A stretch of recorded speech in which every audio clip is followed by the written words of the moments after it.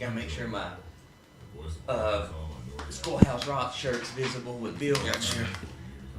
Well, that can kind of segue with the shirt into the runoff that starts, April 2nd? Mm-hmm. Yeah, I saw that in the newspaper. Yeah. All right. Stand by.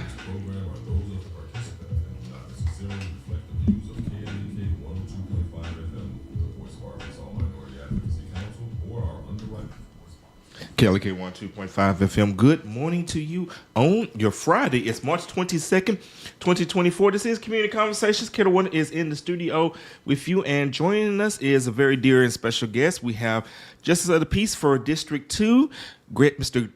Garrett Barnes, and of course he's given his quarterly update on everything that's going on in the county, and I think he's got a few other things on his mind that he wants to let the constituents know about. So Garrett, how you doing today? Hey, doing great this morning, LaGanzi. How are you doing? Doing pretty good. All right, so what's the latest updates? What you got for us? Well, there's really not a whole lot of update with the county as far as things we have coming up at our next quorum court meeting, which will be this upcoming Monday.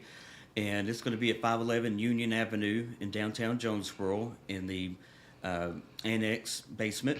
And not a whole lot on that agenda that's coming up, but the courthouse expansion that's going on downtown right next to the annex is looking great. And and it's moving along pretty quickly. It is. It's a huge project. And honestly, it's one of my favorite projects that's going on right now in Northeast Arkansas for several reasons.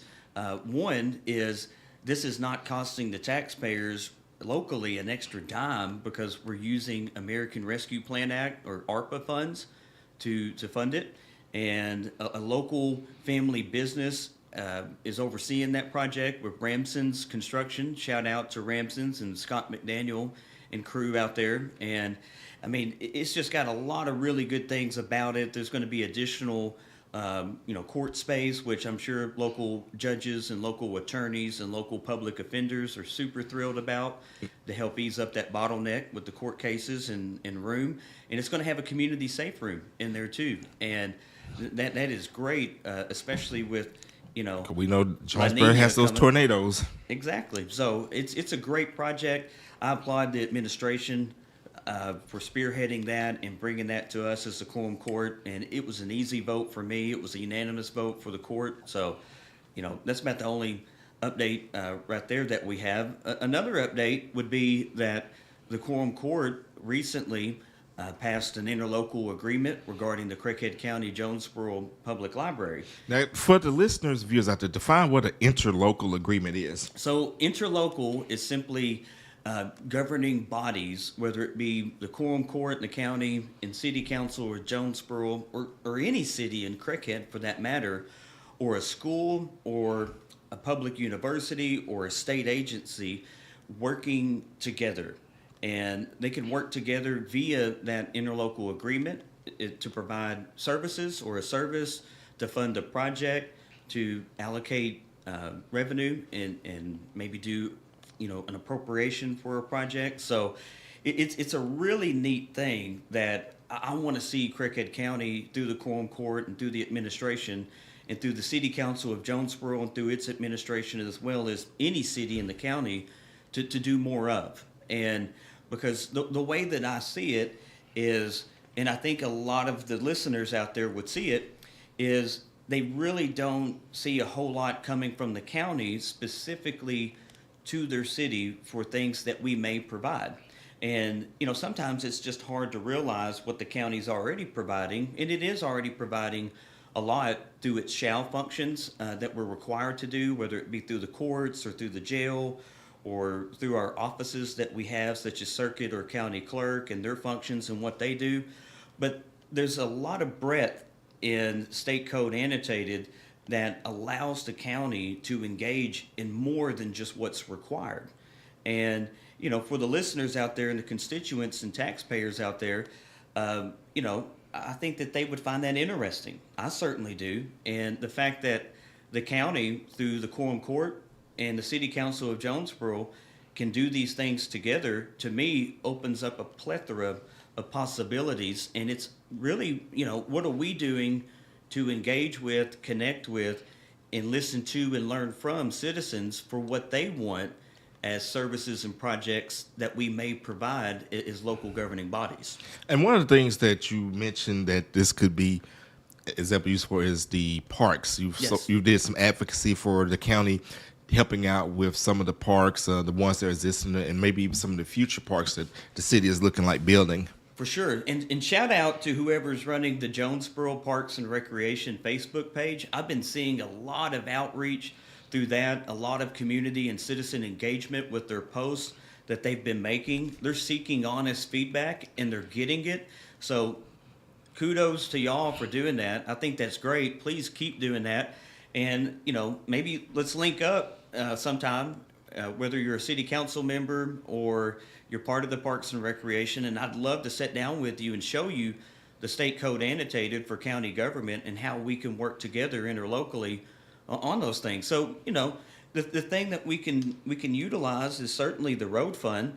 And, the quorum court, once it appropriates to the road fund via the budget, with the discretionary or unrestricted revenue, because it gets some restricted funds too through the tax millage, the 2.1 mills in the county.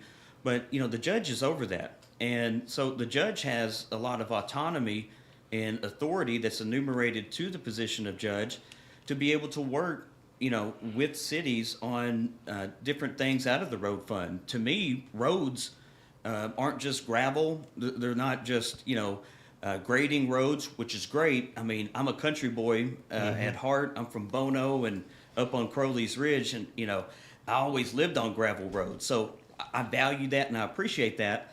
But roads is more than just gravel. It's surface infrastructure. So, there are a lot of possibilities with the county road fund being utilized interlocally in incorporated areas like cities. So Parks and Recreation is a part of that code that we may provide.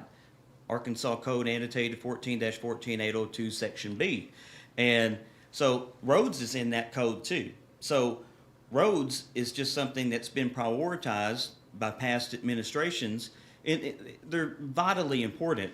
But we have to keep in mind, too, that roads is in the same section of state code for county government as Parks and Recreation, as library services, as youth services, as job training services, transportation services, senior services is in there, housing services is in there as well. So, some people may disagree with what my vision is for Craighead County and the things that I think we should look at providing. But the thing they can't say is that I'm wrong, because I'm not wrong, because our state code allows us to do it. And what's so fascinating to me, Leganzi, is finding out, engaging citizens where they're at, educating them on this state code, and then educating myself on what they think about this state code and what they think we should be doing as a county, and especially with cities that are in our county.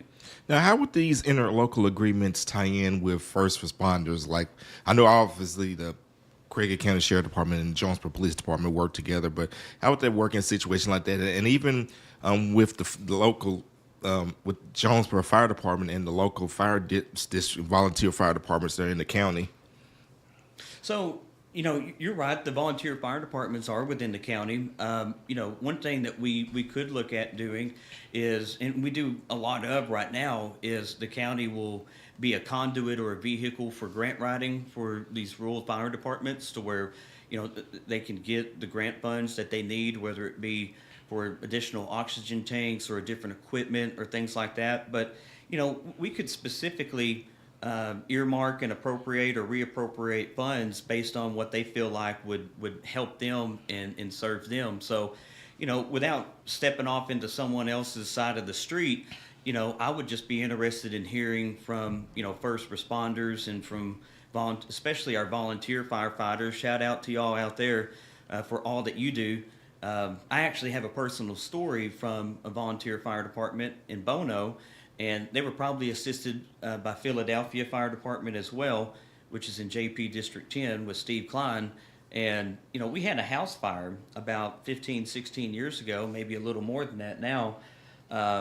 And it's scary because it was in our attic where there's insulation. And as soon as it gets up there with that insulation, it can just spread real quick. But thankfully, due to their quick response, I mean, they got that thing pretty much mitigated to where there's very little damage. So, And of course, to add to that, so I'm currently taking Citizens Fire Academy with Jonesboro Fire Department. You can check out pictures from that on the KLK Facebook page, but just how quickly that they train to mobilize is amazing. Like they basically did a demonstration where they pretty much went from plain clothes to full gear. And I think the guy did it in like 37 seconds. oh wow. And like twice while we was having our sessions, the alarm went off, and a couple of the guys they ran, got in the literally like I said within about 30 seconds they got up, they were dressed in the truck. Truck is headed off to wherever it had to go.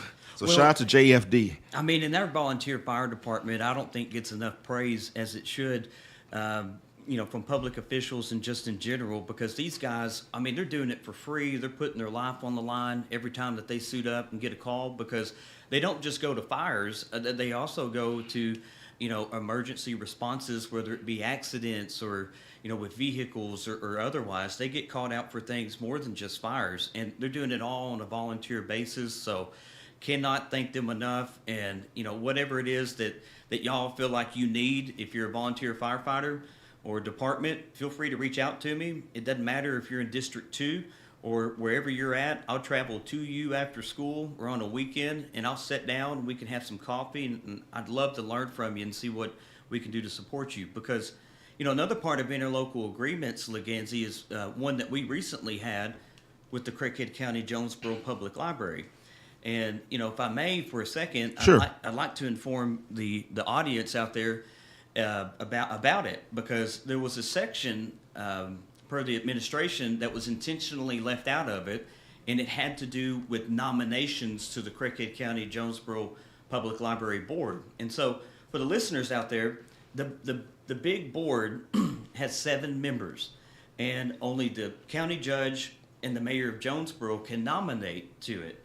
And currently, the county judge position, and this precedes both administrations. This has been in play for, I don't know how long, because it wasn't referenced in the agreement of how long that nomination schedule has been in place, but it precedes both administrations. So this is not a personal or an individual thing. This is solely a procedural thing. And what caught my attention was it wasn't in the agreement. So, I think that's really important to remember, because that's who makes the decisions for the library. The library is governed and is autonomous because it has its own board. And so the quorum court cannot fire any staff. The city council of Jonesboro can't cut its funding because it receives a millage, and that millage is restricted. So we can't change any of that. It would be unconstitutional for us to do that. But it is interlocal, and we work with the city of Jonesboro on that agreement. So what's important to me is that that interlocal agreement has a nominations section in it, and it was remarked that it was political to suggest that we should have it in there.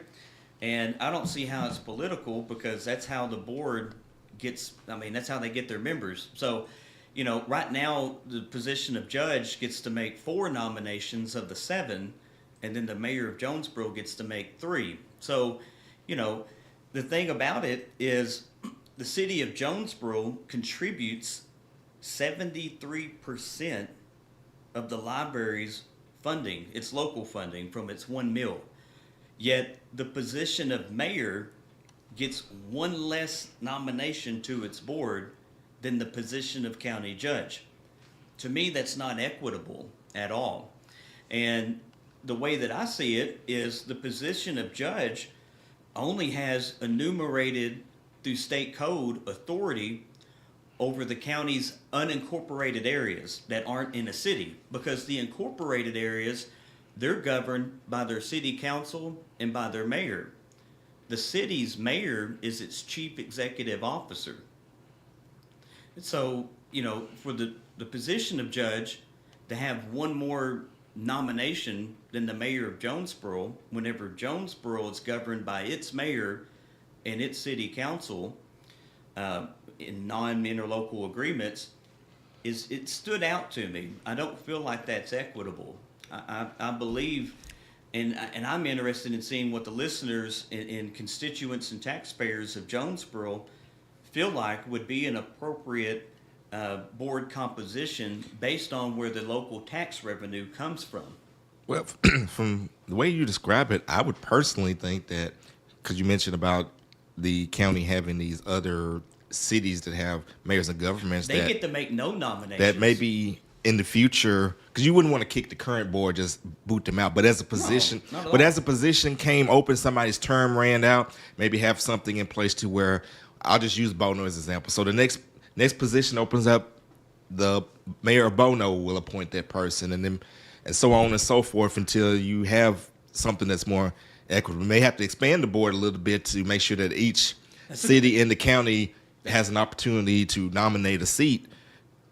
That's a good idea, and and those are the types of conversations that I want to have more with, whether it be with organizational groups such as Kiwanis or Rotary or whomever, or neighborhood associations or city council members of cities throughout the county, because those are conversations that we need to have, because as you mentioned, not even the cities that have a branch get to make a nomination to the board right now. And they probably should be the first ones in line. Well, and it gets kind of difficult, Legansy, because 73% of the revenue to the county library comes from citizens and businesses solely within the city of Jonesboro. So it's going to be kind of difficult to divide that out based on each city, because one city might contribute 0.62%, for example. Mm-hmm. I don't know. So it's not even like a whole thing. Like it's just, it might be smaller to where it's not the equivalent of one board position, Well, if it were me, I would let somebody who's better at math than I am to deal with it. Well, I mean, it's pretty easy to math it whenever you look at the county library's tax receipts from 2023, which was the first year after the millage cut.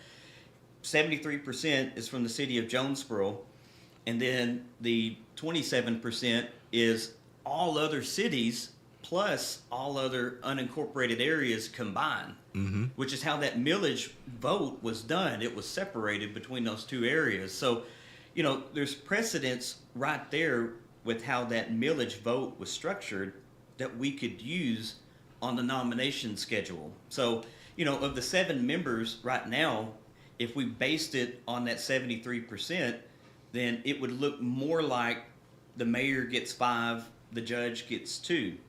Gotcha. But, and there's different ways to approach that, but it needs to be in writing. And that's the thing that I think is so important with contracts, with agreements, whether it's with a business or whether it's with real estate or whether it's with local government or state government. It needs to be in writing. And, that just keeps everything transparent. That keeps, all of us held accountable as officials and as governments. And it gives citizens something that they can look at that's tangible, that they can use to hold us accountable for different things. So it's good practice. It's good policy. All right. And as we get ready to wind down, any upcoming town halls? Yes, sir. So we have our first quarterly coming up. We're doing things a little different this time around.